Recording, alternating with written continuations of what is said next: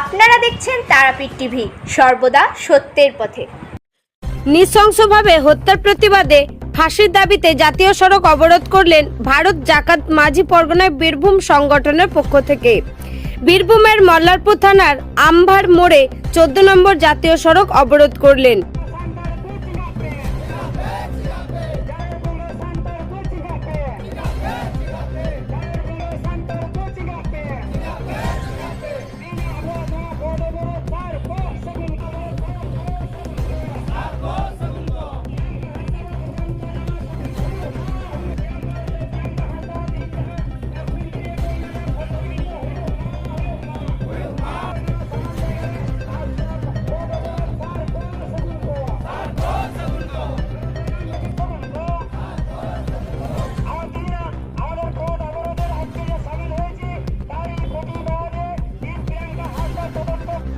আমরা আজকে অবরোধ করতে বাধ্য হয়েছি, রাজপথে বেরোতে বাধ্য হয়েছি।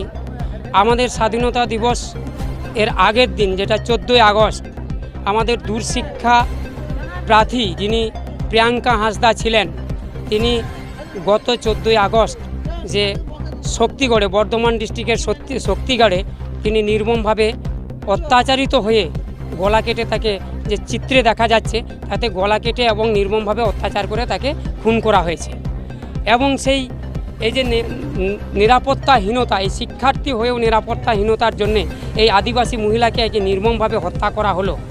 এরই প্রতিবাদে বিশেষ করে আমরা আজকে ভারত জাকাত মাঝি পরগনা মহল এবং আদিবাসীর বিভিন্ন সংগঠন থেকেও আমরা এটা সামিল হয়েছি। এবং এছাড়াও আমরা আমরা সকলে জানি, শুধু আদিবাসী কেন, আজকে কোনো মহিলা নিরাপত্তা নেই। আজকে আইজি কোর কলেজের যে জুনিয়র ডাক্তার, মেডিকেল কলেজের জুনিয়র ডাক্তার, তাকেও নির্মমভাবে হত্যা করা হয়েছে।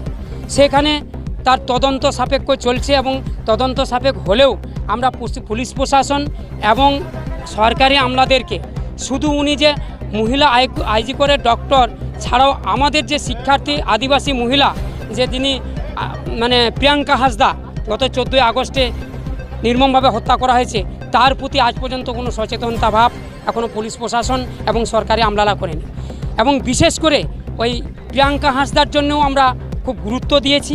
এবং তার সঙ্গে আমরা দেখছি শুধু প্রিয়াঙ্কা হাঁসদা কেন, আমরা পশ্চিমবঙ্গবাসী ধর্ম বর্ণ নির্বিশেষে যে মহিলাদের নিরাপত্তা ব্যবস্থাটা আজকে নেই, সেই নিরাপত্তা ব্যবস্থাটা যাতে ঠিকভাবে করা হোক, তাদেরকে ওয়াকিবহাল করার জন্য, আমরা মানুষের ক্ষতি করার জন্য, তাদেরকে সরকারি আমলাদেরকে ওয়াকিবহাল করার জন্য, পুলিশ প্রশাসনকে ওয়াকিবহাল করার জন্য এবং সরকারকে সচেতনতা করার জন্য আমরা এই প্রতিবাদ সভায় রাজপথে আমরা বেরিয়েছি। এবং এটা অনেক সময় দেখা যাচ্ছে যে একজন সাংবাদিকরাও দেখা যাচ্ছে যে এখানে একটা প্রভাবশালী ব্যক্তি খুন হচ্ছে, সেখানে একটা সাংবাদিক করা হচ্ছে। একজন প্রভাবশালী কেন, আমি মনে করি জীবনে সবাই সমান। আপনার জীবন, আমার জীবন, আমরা একইভাবে জীবিত আছি। কিন্তু আজকে এই যে ধর্ম বর্ণ নির্বিশেষে যে শ্রেণী হোক না কেন, বিশেষ করে মহিলাদের প্রতি আজকে যে নির্যাতন হচ্ছে এবং এই নির্যাতন করে তাদের খুন করা হচ্ছে, তারা আমাদেরই ভবিষ্যতের মা বোন এবং তারা তারা মা বোন এবং আমরা তাদেরই ভাই বোন, বাবা বা দাদা আছি। কিন্তু কেন এই মহিলাদেরকে নির্যাতন করা হচ্ছে, রাস্তাঘাটে আমরা যেভাবে হত্যা করা হয়েছে এবং আদিবাসীদেরকেও এটা এইভাবে যে কোনো তদন্ত করা হচ্ছে না, তার জন্য এটা প্রতিবাদ করা হচ্ছে। আমরা এটাই আমরা প্রথম দিকে চেয়েছিলাম যে আমরা সকাল থেকে এই পথসভাটাকে করব, পথ অবরোধটাকে করব, কিন্তু আমাদের এটা চিন্তাভাবনা আছে যে এখানে মানুষের জন্য অসুবিধা করার জন্য নয়, সরকারি পুলিশ প্রশাসন এবং আমলাদেরকে সচেতনতা করার জন্য আজকে প্রশাসন এখানে এসেছি। আজকে কোনো কাউকে অসুবিধা করার জন্য। আমরা এটা জানলাম যে আজকে বিভিন্ন স্কুল কলেজে বিভিন্ন সেমিস্টারের পরীক্ষা আছে, সেই সেমিস্টার পরীক্ষা করার জন্য আমরা এই সিদ্ধান্ত নিয়েছি, না সেই সকাল 11টা নয়, 11টার একটু পর থেকে আমরা অবরোধ করব এবং যথারীতি 2-4 ঘন্টা আমরা অবরোধ করব, যাতে এখানে সাধারণ জনগণ হয়তো অসুবিধা হচ্ছে, কিন্তু পুলিশ প্রশাসন এবং সরকারি আমলারা বুঝুক এবং সরকারি লোকরা বুঝুক যে আজকে মানুষ, গ্রাম বাংলা থেকে মানুষ আর রাজপথে বেরোতে বাধ্য হচ্ছে। সেই আমরা রাজপথে বেরোতে বাধ্য হয়েছি এইটাই কারণে যে আমাদের মহিলাদের কোনো নিরাপত্তা নেই। শুধু মহিলা কেন, পরবর্তীতে আমরা পুরুষদেরও, কোনো সাধারণ জনগণের কোনো নিরাপত্তা থাকবে না।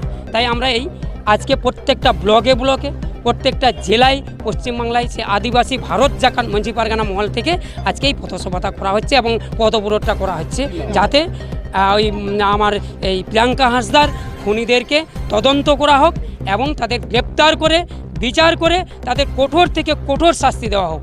আমার নাম বোধন মাড্ডি, ভারত জাকাত মাঝি পারগানা মহলের অ্যাসিস্ট্যান্ট, বীরভূম জেলা মাঝি পারগানা মহলের assistant. Bureau report, Tarapith TV.